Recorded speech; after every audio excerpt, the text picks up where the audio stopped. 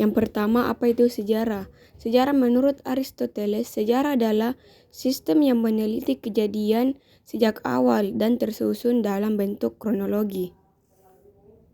Selanjutnya, apa itu geografi?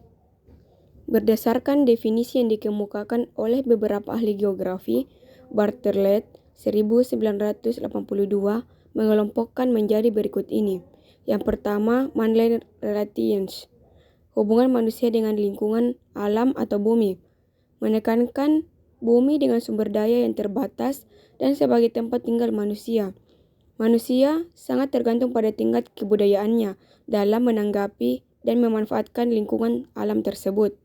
Kedua, pandangan keruangan, yakni studi organisasi keruangan baik pada penyebaran penduduk maupun objek-objek lain yang ada di suatu tempat di permukaan bumi. Ketiga, studi wilayah memfokuskan pada bentang budaya sebagai ekspresi dari hasil interrelasi antara manusia dan lingkungannya yang sudah berlangsung sejak masa lampau sampai saat ini. Istilah geografi sendiri berasal dari bahasa Yunani, yaitu geo yang berarti bumi dan graphin yang berarti menggambarkan atau menuliskan. Konsep ini pertama kali diperkenalkan oleh Eratosthenes 276 sampai 194, seorang ilmuwan Yunani yang menulis buku berjudul Geographica. Berikut adalah asal mula geografi perkembangan di dunia. Yang pertama, geografi klasik. Pada masa klasik, sekitar abad ke-6 hingga ke-1, geografi mulai berkembang dengan pengamatan dan pencatatan yang dilakukan oleh para pelancong dan ilmuwan. Bangsa Yunani dan Romawi menjadi pelopor dalam pemetaan dan pengumpulan informasi tentang berbagai wilayah. Kedua, geografi abad pertengahan. Memasuki abad pertengahan, geografi berfungsi sebagai panduan bagi para penjelajah Eropa yang mencari rempah-rempah dan kekayaan lainnya di seluruh dunia. Ilmu geografi pada masa ini lebih banyak digunakan untuk mendukung eksplorasi dan perdagangan.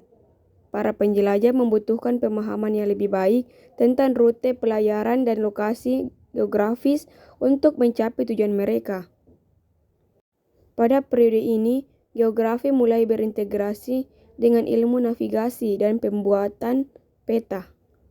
Yang ketiga, geografi modern. Geografi modern mulai muncul pada abad ke-19, ketika disiplin ini diakui sebagai ilmu ilmiah yang terpisah.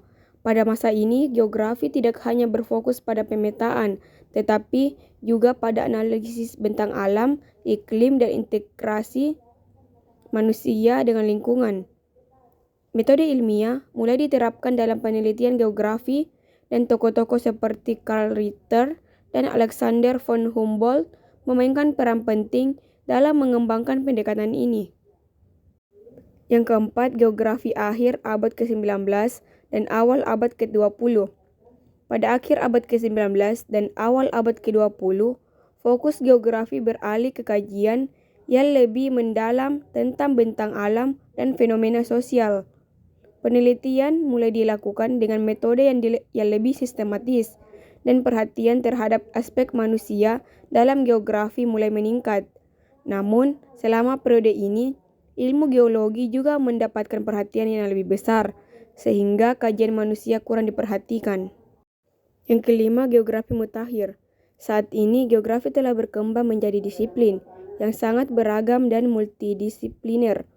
Geografi mutakhir berfokus pada pemecahan masalah yang dihadapi manusia, seperti perubahan iklim, urbanisasi, dan globalisasi.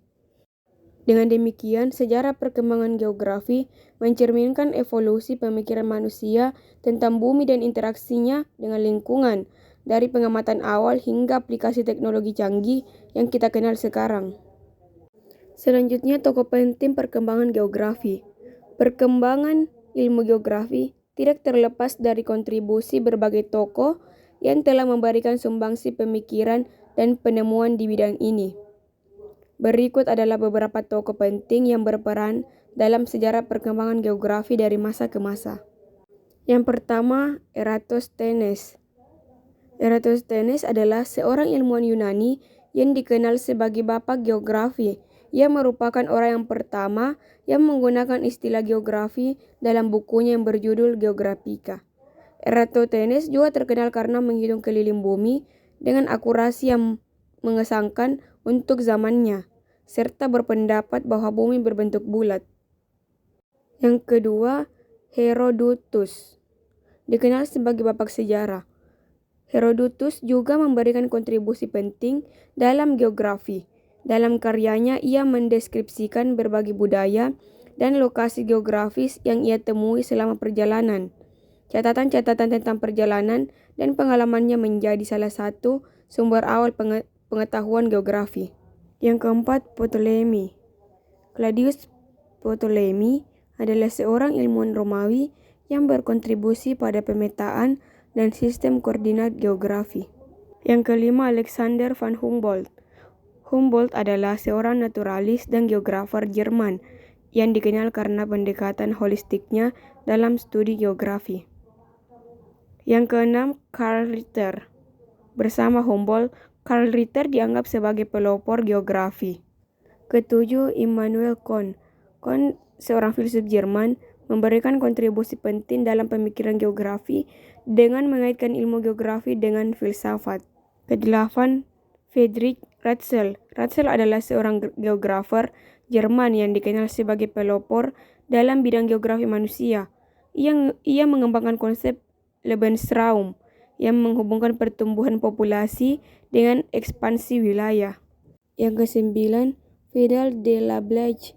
Fidel de Lablache, seorang geografer Prancis yang dikenal karena pendekatannya yang humanistik dalam geografi. Ia memperkenalkan konsep region dan menekankan pentingnya studi tentang interaksi antara manusia dan lingkungan. Terakhir, Preston E. James dan Frank Anwaugh. Keduanya adalah tokoh penting dalam pengembangan geografi di Amerika Serikat. Selanjutnya, perkembangan geografi di dunia. Yang pertama, Afrika. Permukaan bumi, tempat tinggal manusia, dapat dikelompokkan menjadi beberapa wilayah atau region. Tiap region mempunyai ciri khas yang berbeda dengan region lainnya. Dengan kata lain, region adalah sebahagian permukaan bumi yang dalam hal-hal tertentu berbeda dari daerah sekitarnya. Sehubungan dengan hal itu, ada yang disebut wilayah pertanian, karena semua petani di wilayah itu mengusahakan tanahnya dan tanaman tertentu memiliki alat-alat pertanian tertentu. Ada wilayah industri, wilayah perkebunan, dan sebagainya. Yang kedua, Eropa. Benua Eropa terletak di sebelah barat benua Asia.